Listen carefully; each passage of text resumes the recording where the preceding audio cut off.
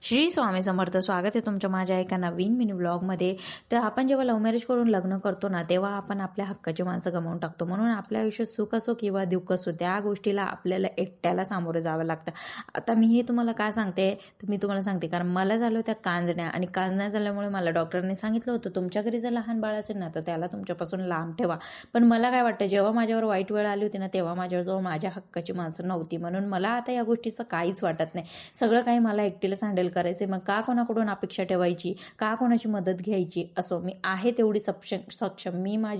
मी माझी काळजी घेऊ शकते, मी माझ्या बाळाची काळजी घेऊ शकते. आणि मला आता कोणाकडून मदत घेऊ वाटत नाही, किंवा मला असं वाटत नाही की कोणी यावं किंवा माझी मदत करावी, असंही मला वाटत नाही. कारण मला वाटतं मी सक्षम आहे त्या सगळ्या गोष्टींसाठी, मी करू शकते. कारण जेव्हा वाईट काळ असतो तेव्हा आपल्यासोबत आपल्या हक्काची माणसं नसतात. ते म्हणतात ना, ज्याचं कोणी नसतं त्याचं देव असतं, तसंच काहीतरी. आणि ह्या सगळ्या गोष्टींची मला अगोदर डिलिव्हरीपासूनच सवय झालेली, म्हणून आता मला या गोष्टींचं काही वाटत नाही. कारण माझा देव माझ्या पाठीशी नेहमी आहे. चला भेटूया नेक्स्ट व्लॉगमध्ये. चलो बाय.